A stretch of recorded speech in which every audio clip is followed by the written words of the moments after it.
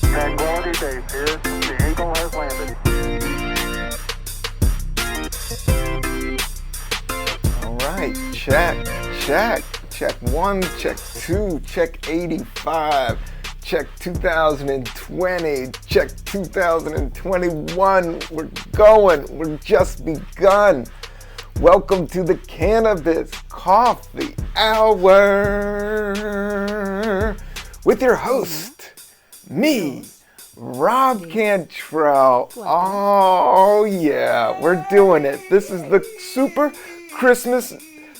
duper Christmas episode. I think this is coming out on Christmases. Thursday, today is Wednesday. No, this is going to come out on Christmas Eve when everybody's running around, feeling the pressure drop. Shout out to Toots and the Maytals, pressure drop. Hello everybody, welcome to the Cannabis Coffee Hour. I got a great episode for you. A solo mission. I was going to go out into the park.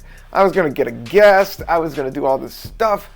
But as you know, just shopping and last minute rigmarole. But I'm not moving around that much because there's a pandemic going on and there's a government thing happening and everybody's, I'm laying low. I'm here in Brooklyn, but I rolled a nice little joint for this episode. I was going to do my one hitter in the park and run around because it's a nice day. But it's starting to get cold, and wearing a mask, my shit gets all nasally and sweaty after a while if I walk, and I don't enjoy it. I like being outside in short bursts, so I don't get the steam on the glasses. Now, I threw in contacts, and they felt good, but then I was like, I'll just roll a joint, and I don't want to smoke a joint with contacts in, then it gets right into your contacts. But, I have a bottle of, this is Sacred Life. This is, I'm fucking with kombucha. I had some Stone Street coffee today, if you want to check it out. That's some really good, tasty coffee. Stone Street. And it's only like $11. Like, it's got a really good price point. And you should check them out. But I'm already coffeeed up. It's later in the afternoon. We're getting near 4:20, everybody. So in the afternoon, I do like me some kombucha, and I've done a couple kombucha episodes on this Cannabis Coffee Hour, but I wanted to pick up this blue bottle. They had this crazy blue alien bottle, light blue and aqua blue, and it's called, this is the GT kombucha, which is pretty much your Gatorade of kombucha. That's the biggest bad boy I see. There's another one in those like square bottles, and I've had them. But I like this GTS, this kombucha, but they have a 25, what is this thing, man? 25 label, 25th anniversaries. These fucking hippies have been making kombucha for 50 years, yo. And this kombucha is called Sacred Life, and it's aqua blue. This shit is crazy, dude. It's coconut water, ginger, blue spirulia, Dude, this shit is fucking wizard juice. Celebrate life is what it's called. That's what I'm about. It's called Sacred Life. Kombucha contains one of the most sacred things on this earth, life.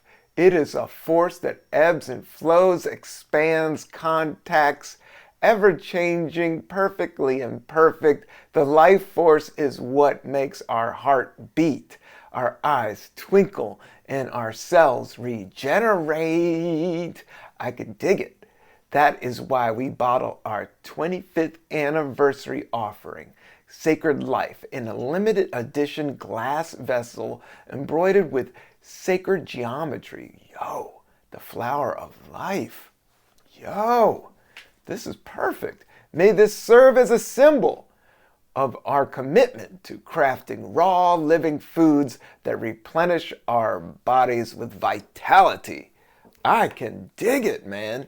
I got this bottle at my Brooklyn bodega, and I didn't have the cash. I was going to run it on the card, and my bodega guy was just like, Rob, I know you're good for it, man. Hit me up with the $4. This is a $4 bottle tomorrow, and I am good for it. I got some cash.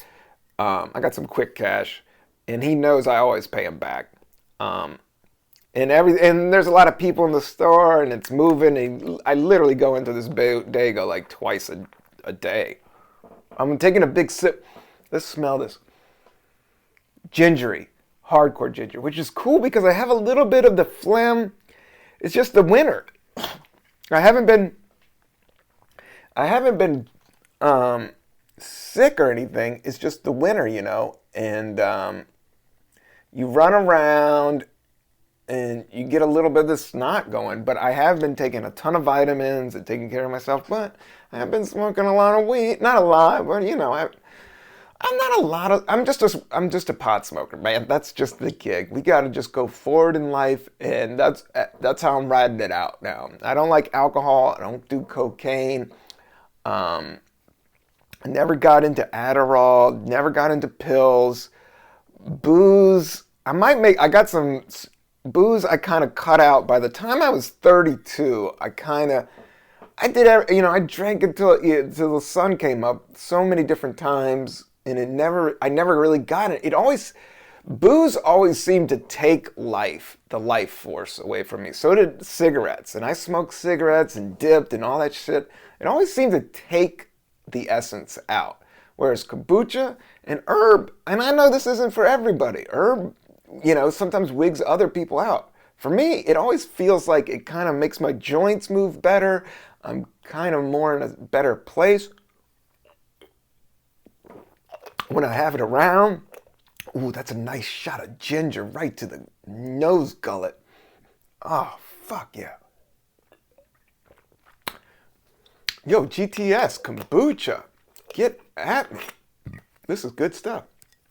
Oh, I love a good ginger. Anybody that's a stoner, or like if you smoke a lot of pot, or just anybody, ginger is good. It'll clear it out. Ja. Jamaicans cook with a lot of ginger. Ginger root is good for gut health. Everything is gut health.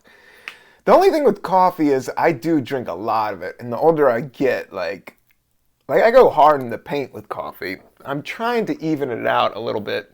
And even trying to get a little bit smarter about I do like me some espresso shots, and I do like good coffee. And I do like good herb. I rolled a nice, it's not a hardcore pinner. My weed is really good, but it dried out really hard. So it's like the type of buds that you touch and it just turns to dust. So what I'm smoking on is called Cactus Jack. And that is Jack Herrera, I met Jack Herrera. I met him at the Cannabis Cup. I met him at High Times. I met him at 3 or 4 cannabis events that I did comedy at. But he was famous. He had this book called The Emperor Wears No Clothes. And it was all about how cannabis, he was like a weirdo Republican in his 20s. And then he just fucking ate acid and went the other route. And he wrote this not crazy book, a well-informed book that people swear by in the cannabis legalization movement. To the point where it's he talks about how cannabis is going to help the environment, cancer, all these different things. The flower of life. I'm not sure if cannabis is the flower of life. I think it's just, what it is. It's, it's cannabis. It's ja.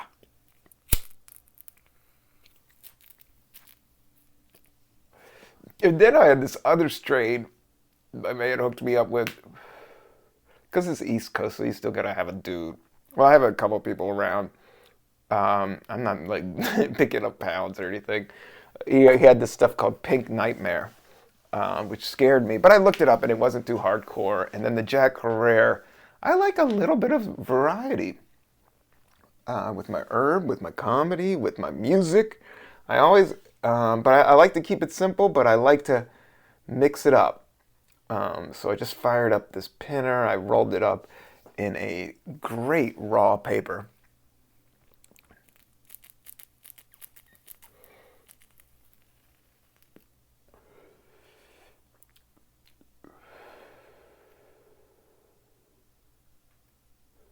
Glorious. I've been using my one hitter a lot, and it clogs up. it's glass, and I cleaned it out. But I did get some CBD, like some really good CBD flower that I do like to mix with my herb. And it was like really high content CBD flower, and that really worked. Without, so you're not burning through all your best herb. I like to mix it up with a little bit of CBD because I like to smoke spliffs, because the one hitter gets all clogged and resiny to the point that it like almost gives me a headache. But the only thing, spliffs kind of stink up your spot. That's why I like a nice little pinner. If I'm just gonna smoke solo session, like, it's like a half a paper. You just do your best. You get a filter. You put about, I had this little mini grinder. I did 2 like, super grinder, and then I had some CBD dust, and I put that in there, and then I rolled it up in a nice raw, unfiltered paper. Like, I just think this is how I'm gonna roll. Like, I don't need cigars. I don't need tobacco. I don't need cigarettes. I just need to stretch and meditate. Are you guys, how you guys doing? Please reach out. The numbers are going up. We're getting more guests. I see the expanding of the podcast. We got the IG going, the Instagram. Check out the Instagram. Follow the Instagram. I'm going to start putting more and more clips up there. It's the @Cannabiscoffeehour. And then my own personal Instagram is @Rob88Cantrell. The only thing is doing a podcast and smoking a spliff at the same time. I mean, this is just a really good joint. You almost don't want to talk. And I'm trying to not talk as much, except for the podcast. I love the podcast. I love doing it. I could have easily skipped this week, but I just don't feel right skipping. I like holding it down. I like keeping it moving, and I like smoking a little bit of herb, and I like talking it out. I really have not gone on stage at all. And that's after 20 years of doing stand-up comedy. Man, this whole thing's going to be a trip if we get out of it. But the vaccine's firing up. New strain in London. Watch out for that. Numbers are going up. Washing my hands. Kind of locking it down. I just want to get through Christmas and get that all done with. Not that it should be done. We should be celebrating and giving to each other. I've just been out doing Christmas shopping, and it's kind of a mess. I'm a total dude. I left it to the last 48 hours. My chick almost started crying. I had to promise her I was going to get some shit, get some good shit, and I am. But I also wanted to make sure we did a podcast and talk about the Mandalorian. Dude, I haven't had that much time to watch TV. I know it sounds like I'm just doing the podcast and smoking herb, but I'm keeping it moving on all fronts at the home base. So I haven't been able to get down with the Mandalorian. But this week, I killed the whole 2 seasons. I'm full in. I was thinking about it. I was dreaming about it. I was looking forward to other episodes. I went back to a couple different episodes. Okay, let's break down The Mandalorian, Disney Plus. Shout out to my man, Bill Burr. You were amazing. Dude, the thing is Bill Burr was nice enough to be on this podcast, and we are friends. He's a little bit older in terms of the years of comedy that he's been doing it, but at both of us stage, like right before he was famous and right when I got off Last Comic Standing, we did, I don't know, maybe for like 2 years, we did a lot of shows together. And it was because he was in New York and I was just getting into New York, and he was just moving to LA, and he was just figuring out San Francisco and LA. But my home base was San Francisco. But those guys loved him, man. The whole punchline, San Francisco just went nuts for Bill Burr when he popped in terms of like getting famous. And he just got really busy. But him acting just blows me away and inspires me, and just, man, it's amazing to see my friend doing, Star Wars shit.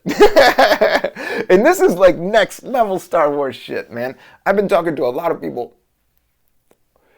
Well, a lot of people meet it, like my brother-in-law, but about the Mandalorian. But I just loved how it was shot, man. Like, one of my favorite TV shows as a youngster was The Rifleman, which was odd. It was on this weird Christian network, and I'm sure it was sponsored by the NRA. And I don't even like guns. I don't even own guns. But I do like a mission, and I do like good over evil type of stories. Fantasy, I guess. And it was just a cowboy show. It was a 30-minute show, and this guy, but I liked how he cocked his rifle. He would flip his rifle, and he was a sharpshooter. He was like a Jedi rifle dude of the cowboy age. It reminded me a lot of like the Mandalorian, how it was shot. Wasn't like shot like a CGI heavy graphics thing. There was elements of that, because Jon Favreau, who directed it and produced it and wrote it, he didn't direct all the episodes. They had all kinds of cool directors doing this thing. They're 40-minute vignettes, and it looks so dope. It looks like Lost in Space to me, or Battlestar Galactica, because they still rely, I really think, the whole helmet thing with the Mandalorian. Just first, the character's dope, man. Anybody that rolls solo mission and who's not, rolling solo is, I've always loved rolling dolo. Rolling solo is where it's at. I mean, you gotta have your crew, you gotta have your friends, but you also gotta learn how to roll solo, because most of life is that. And the Mandalorian is just cruising, but you're looking for connection, and you meet Baby Yoda. Dude, Baby Yoda is so dope. No, I loved it, and how it was shot in his helmet, and some of the scenes with the spaceships, and you could tell like they were doing it on huge sets, but then also using a mixture of computer graphics, and also a mixture of good acting and the sound, the music. Oh man, the music in Mandalorian. I've been really getting into music soundtracks, and the ones I really dig are the synthesizer ones from the early 80s. Like I was talking with my man Thomas G. Waits. Like the Warriors have that crazy synthesizer. Halloween, I think it's the same John Carpenter. Halloween has crazy synthesizers. Escape from New York has great, just like right when they learned that they can make electric space music, man, dudes. It's kind of sounded corny in the beginning, like when Van Halen broke out the synthesizers for Jump, like, wow, I gotta slow down. This Sacred Life. I'm just so excited about life, man. It is sacred, and I want everybody to take care of each other and take care of yourself, but that's what I'm trying to do. And it's hard, man. You slip up, negative thought patterns, waking up wrong, like starting the rhythm off wrong can funk you out for a while. So just, I've just been trying to take care of myself, and man, I've just been really enjoying the snow. I went sledding, 6 feet distance from everybody. I only went 3 times. I got tired quick, man. Running in the snow and running on sand are 2 of the hardest activities. They look easy, but they're hard as fuck, man. And they look nice and they look fun, but they'll tire you out. The same goes for stand-up, man. Stand-up comedy looks easy, but it's the hardest thing and it's the easiest thing. It's like those type of things, man, there's always a payoff. Or there's always, whatever it's like easy, there's always some hardness to it, Everything kind of evens out. Wow, like I rolled a nice pinner I would say it was like the size of my pinky, and I only did like half of it. I mean, it was really like top shelf herb though. It was like I felt a little bad rolling it. But I thought for this final Christmas episode, and I do have a Ricolai here, a green tea with echinacea. Watch out, kid. Ricolai. Ready to rock in case my voice goes. But I feel my energy level is like perfect right now. I have been doing for 3 days in a row the Tibetan 5 rites, which are these stretches. And then I listened to the Tao Te Ching by Wayne Dyer, this like Buddhist thing. And I stretch and I stretch. And I've been doing that. But they're like core exercises. But I will say they do work. Like my gut isn't as bad. Like I got the 2-part, it's still there. Like I have it's not a full on like 4x4 tire. It's a bicycle tire. But the top part, dude, I got 2 like top little mini 6-packs because it's pretty much leg lifts. You do these like, on your back and you do like the 6 inches, but you do that like 21 times. You do like these sit-ups. And I've been doing that, and I never rocked sit-ups because I have a long torso, so it kind of funks my back out. Like I went through this whole like rowing machine phase. I thought rowing machines were the dopest thing ever. Like you get your beats and you pump your rowing machine, and I was doing that. But one time I did it, and because it's a lot of your back. It was a lot of your spine and your lower spine. One time I went hard in the paint. I guess I was rocking out to some too much fucking speed metal or some hardcore Fugazi, some shit, man. And I ripped my back out. Not totally, but I tweaked it. And I was just wary of it. I was like, that kind of funked me out. And it did this like click thing. I was like, I ain't fucking with that. You got to be careful of your back and your heart. That's why I've been taking my heart vitamins, my COQ10, and drinking my Sacred Life Kombucha. This is coconut water. If you ever surf or hot, like coconut water replenishes so much faster and quicker to me than Gatorade. But I'm not gonna lie. This GTS blue kombucha tastes really close to Gatorade. It's not, but it tastes really close to it. No, it's not. It's delicious. I love coconut water. I love ginger. And then I guess the blue shit is like a sweetener. Like I think it's that shit that's not honey, but from the cactus. So that's fire, man. Check out this. If you can get it, man, this is only a limited batch, but they had it at the store, man. It's light blue. Don't be afraid. Sacred Life. Come alive. I'm feeling a lot better. So Mandalorian. Yeah, the beats were insane. I love the storyline. Each episode was different, and some of them were not as good as the others. And the second season started off a little odd, but then picked up steam. And by the end, it was like the bomb diggity. In the final 2 episodes, again, shout out to Bill Burr, man. He had a whole episode, and he did this wild monologue, and then he had to shoot the cat. I don't want to ruin it, but man, it was like some real emotional acting, and he pulled it off. And to be in a space suit with lasers and aliens, and that's not really his gig.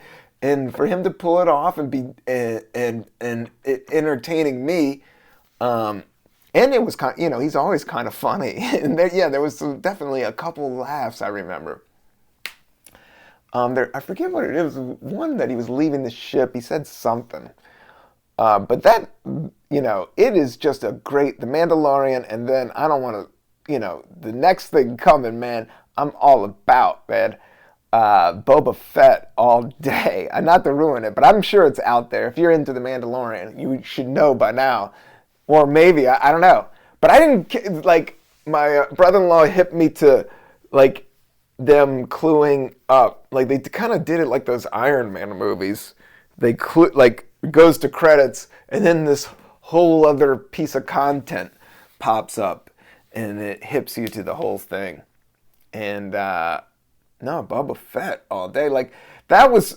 Dude, Boba Fett stole the original Star Wars. Like, he just popped in a couple times, and I just remember Boba Fett was just as hot as Han Solo in terms of what, like, figurines people wanted. Like, if you were gonna get a Millennial Falcon, like, if it was between Boba Fett... Because Boba Fett did have, like, a jetpack and, like, these bazooka guns.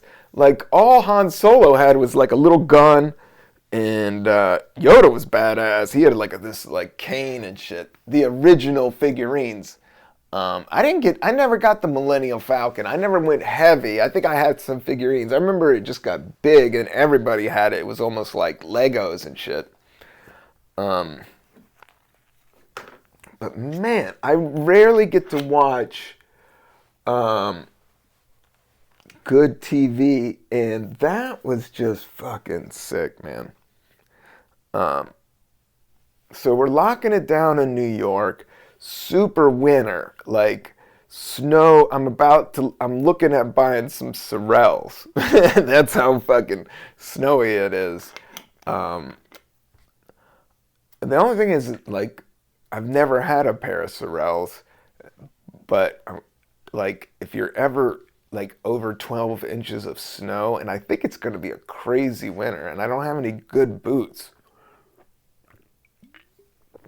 I mean, Timberlands are good, but if you're doing heavy, like, snow, like, wet, like, especially, no, the bonkest shit in the world, one of the bonkest things to ever happen to you is, I know this podcast is all about positivity and herb and kombucha, but, dude, stepping in an ice puddle off the curb in New York City, if you ever had when you just have to step, if you've ever stepped in one of those ice, like, you could die, man.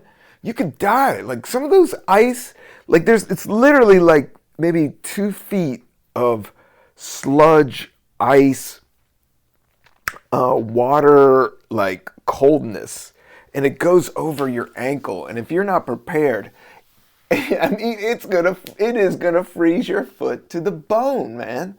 This is no joke, man. New York is connected to Buffalo. Buffalo, now that, I did work in Buffalo. People should know this. Shout out to my buddy Jake, who gave me a job in Buffalo. I took the train from Las Vegas to Buffalo, New York to work construction for 2.5 months to make a few grand to go into New York City for the first time. I think that was the first time I went in to New York City as a comedian, and I tried to move there with only like 1.5 years of experience and whipped my ass, and I went back to San Francisco, which was the best thing. I love New York. It's the best place, but those 3 years in San Francisco was some of the funnest, and it was some of the brokest, and it was some of the most closest to the gutter I've ever been, but some of the best times. Because it's just like the West Coast is just fucking dope, man. I love good weather. And they have good weather, and they definitely have good weed, and definitely great music. All the live music. I just saw so much music out there. I mean, I see music here. Everything's here. But there, it just seemed like everybody dropped what they were doing to go to a show. Like, the show was like a bigger deal than the gig. Like, when people went to like the Fish shows out at those places, Shoreline, I guess, and then the Warfield, and then the Fillmore, and then Bill Graham Presents, Auditorium. Like, I saw the Beastie Boys at Bill Graham's Auditorium, and it's like right dude, it's right on Market Street. It's like in their town square, but that's where like all the homeless people are. It's right below the Mission. Not the Mission, but the Tenderloin. I can't wait to get back out to California, man. And the two places I've never been that I really want to go, I got to put it on the vision board, are Hawaii and New Orleans. But I don't booze, so I don't really, but I do love music, and I do love good food, and I do love good coffee. And I know they got the bomb-ass cafes and a lot of cool people, so, but their comedy scene's kind of, whatever, is New Orleans. And then Hawaii, they do have some comedy. I just haven't been over there yet. I need to get over there and do some Cannabis Coffee Hour shows. I can't wait. When we get out of this, dude, when we get out of this, let's do the year in review. This has been a great year for this podcast, and I got a new logo. I got a new guests, like crazy guests. I had so much fun with Vince Averill and Dan Curry, the last two, and then Danny Danko, and then Bobby Black and Bill Burr. It's just been a blast. And I have some other I have tentacles out there. I got, what do they call them? I got some feelers, but that sounds so creepy. No, I'm just gonna ask people and then be like, yo, you could do it like 5 weeks from now. And now everybody has a podcast, or there's so many podcasts, whether they want to do it or do mine. But mine is like chill, and it's short, and all you're going to do is talk to me, and I'm going to probably be weeded out, and I want to talk about music and food and kombucha and coffee and comedy. That's the gig, man. Please like and subscribe and tell your friends about the Cannabis Coffee Hour #. I'll never say that again. I need to stop doing the cheesy salesman pitch. I know what this thing is. It's a good podcast. I enjoy it. I love doing it. That's going to come through. I've gotten letters. I've gotten shout outs. And when there was comedy, people came up to me. It's like, yo, I listened to your podcast. So I know it's doing something. And especially during this pandemic, it's just so good to get something weekly to express because I can't go on stage, or I've chosen not to go on stage as much. But it's been just a weird year. With COVID has just been the most brutal part of it. And the figures and all the death and the mental illness and how we're coming out of it. But I promised myself not to go down those thought patterns, especially for this podcast. Like this, I try to create a place in space like inner space, That's what inner space is all about. It's like creating this place where nobody fucking matters, man. Nothing else matters, It's like your own private island. I am a rock. I am an island.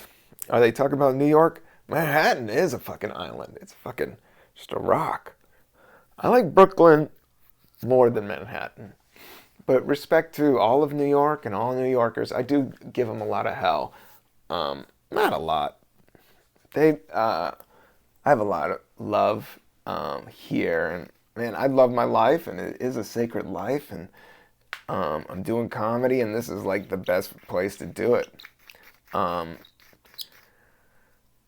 It's an easy place to stay relevant because there's just a lot of shows and a lot of people, and that's the other thing I'm just learning, especially with this internet and Zoom life and interviews and putting together your own stuff DIY. That's what was so cool about having Vince Averill on and talking about hardcore music and just doing things punk rock, just fucking knocking it out, making a podcast about kombucha and smoking some cest. Which I love the best. I cracked the window, so it's a little chilly in here. I may have to go put this hat on. But yeah, I've been loving the Mandalorian. I've been stretching. I've been smoking and stretching, like smoking before I'm stretching, and that has been kind of good. I do enjoy that. Because sometimes I'm like, oh, because the older you get, the more stretching is like, it just feels so fucking good. That's how you stay young, is by staying flexible. That's how you get through life, is by, I don't know, but that's how I feel, is like staying flexible, because nothing's really perfect ever.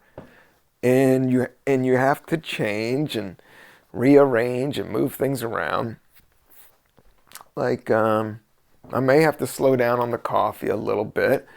Performing is going to be different when we get back, but I am excited to do it. I do think, the one thing is all these vaccines. It's like weird. Like, it's all this good news and it's all this bad news, and fuck it all. You really do have to concentrate on your inner self and your inner garden.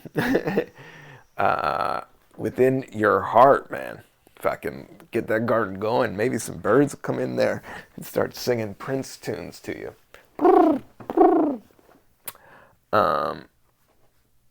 Prince, when pigeons cry.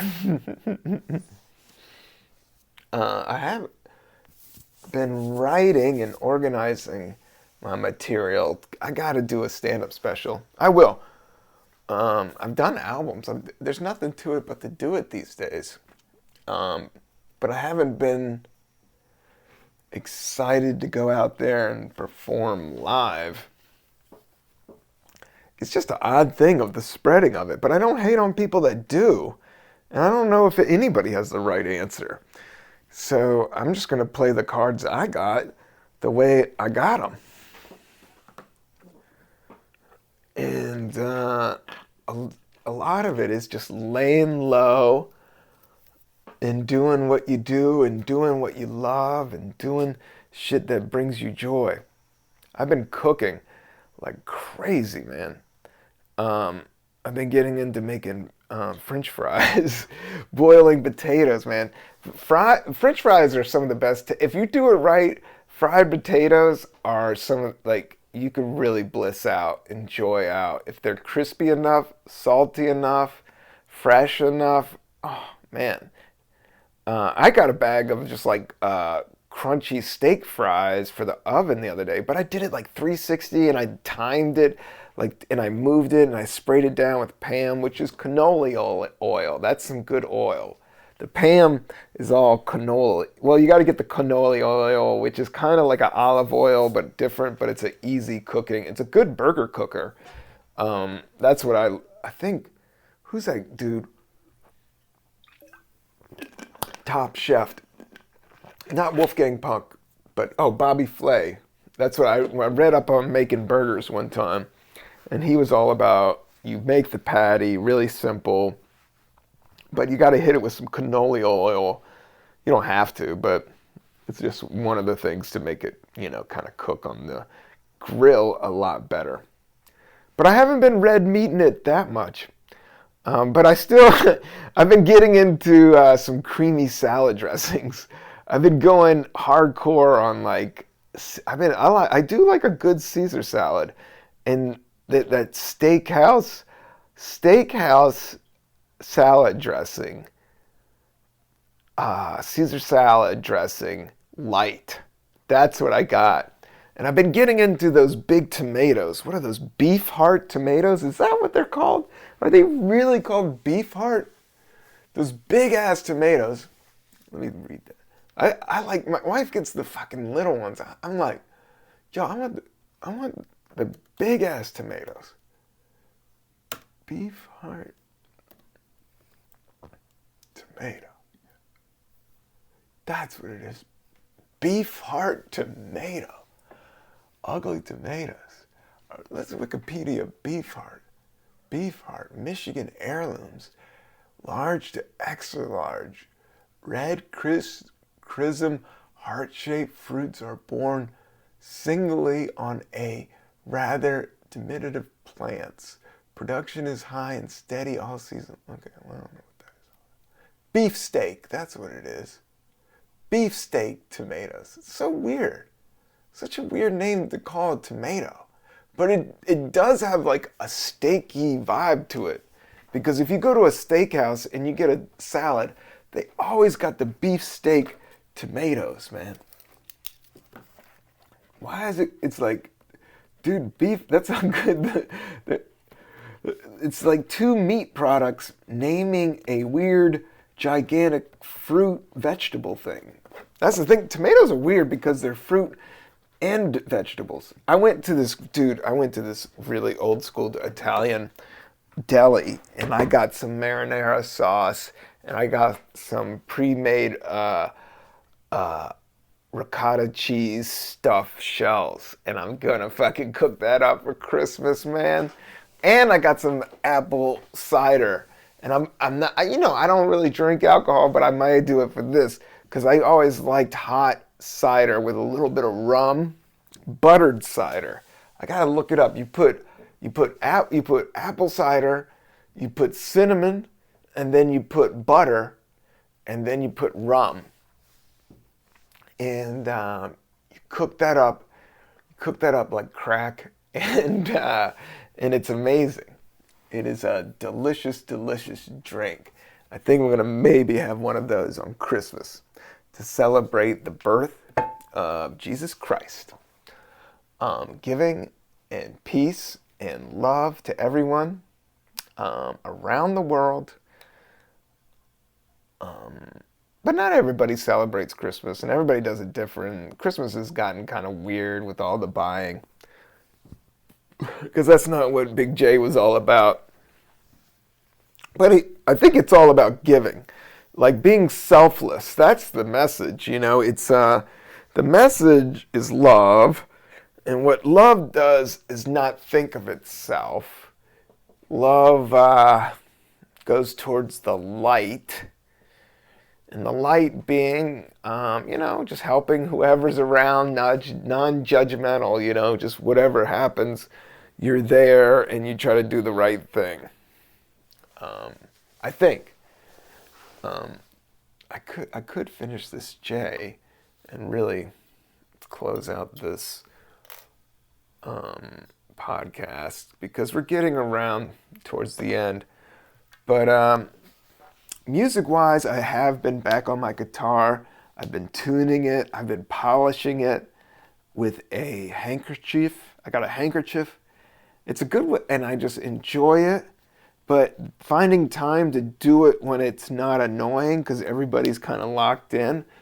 Thank God I had the day-to-day. Nobody's around, so I just wanted to jump on and do this podcast real quick and talk to you and drink some kombucha, some coconut super ginger blue sauce. That's what the future's all about, man.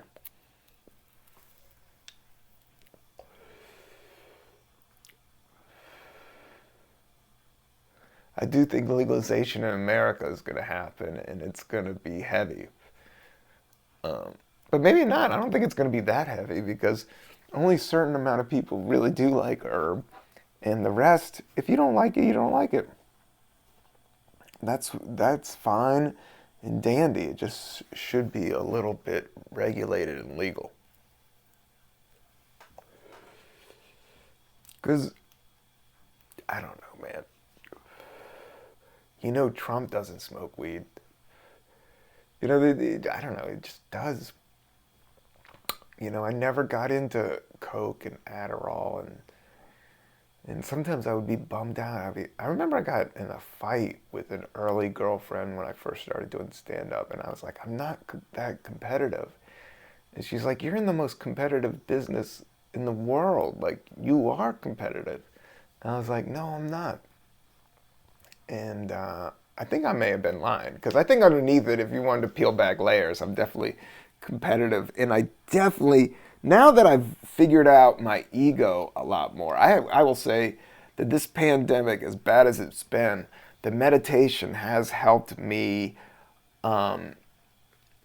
kind of realize what my ego identity, that's what it is. It figures out what your ego identity is. And I can kind of tell when it kicks in. And now whenever it kicks in, I'm just like, ego, ego, ego, ego, ego.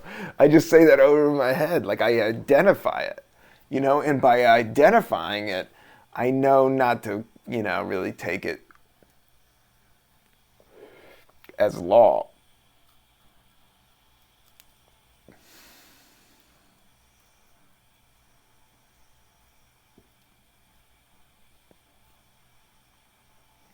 I just had a couple of tokes and then I'm putting it out and now it's just like burning all over the place. And then you go back for one more, you're like, oh dang dude. And then you're like, well, let's put this fucking thing out and stick it up the joint. But I do love a good spliff, and I do love a good kombucha, and I do love doing this podcast, and I do love music, I do love cooking. Oh yeah, I gotta make jerk chicken. I got this Blue Mountain jerk sauce. I'm gonna do it in the slow cooker. But I gotta Google that. I've done it before, but I wanna put some vegetables in there too. Because the jerk sauce is it's like a different style. It's not even like barbecue sauce. It's like an earthier, more like, it's just like a lot of ginger and a lot of pepper and a lot of like all these different like grains and salts and stuff, and it's like it makes this like dark mucky stuff that just has a very distinct, it's spicy, but it's not barbecue, but it tastes good on everything. Like I always liked it on chicken, but they do it on shrimp and they do it in vegetables. Yeah, that's when I really liked it. It is just a very good distinct taste. Beef heart, chocolate and zucchini. I don't even know what that is all about. I'm just reading off this recipe underneath me. But people are going crazy with food. People are going crazy with herb, with all the dabs and edibles and all that stuff. But to me, just a half a joint and half a bottle of kombucha. I'm not going to kill this whole bottle. That's the weird thing. I never kill like the whole bottle of kombucha. I don't know. I only make it like halfway through it, no matter how much. Sometimes I don't know. But most of the time, there's always like a half bottle of kombucha because there is like this vinegary thing going on. And it is kind of hardcore, like to have your gut full of this stuff. But I guess it's like life. It's life-giving organisms, which we all are. Yeah, all of life is moving this energy through, man. It's a sacred life. It's a good life. I'm gonna hopefully get through this COVID shit, man. Once that happens, hopefully, I'll just be in a position where I can tour and especially do more of the Cannabis Coffee Hour. Like I have the whole vision board laid out. Sign up for the Patreon. That will help out so much. Rob Cantrell Coffee. So I can get more video and kind of maybe have a space locked down. But I also want to do this at restaurants. And we got a new camera, so I'm going to start working with that. And once things open up, I have some good ideas for guests. But I also like to leave it up to the universe. Sometimes I don't know. Like I was planning on a couple people. I don't want to blow up their spot because nobody's super committed, but everybody's like, yeah, I'll do it. And then I have friends that'll definitely do it that I've been holding off on just because I know I can get them. I'd rather like reach out. That's why I've been doing so many California guests, is that I'm, trying to reach out of just like my immediate like cats that are around. But they're always there too. But I also like, establishing like, I could do this solo mission. I can put some beats on here. And then we can just knock it out that way. I definitely give a high grade to this kombucha. Check out this kombucha GTS limited edition Sacred Life blue bottle. Damn, this shit was awesome. And I definitely give a shout out to, it's called Cactus Jack. It's a great strain. It's a sativa, but it's a hybrid. There is a little bit of chillness to it, but it's definitely an uplifter. And yeah, man, thank you for listening, and I hope all is well, and good vibes to everyone. Peace. I'm out.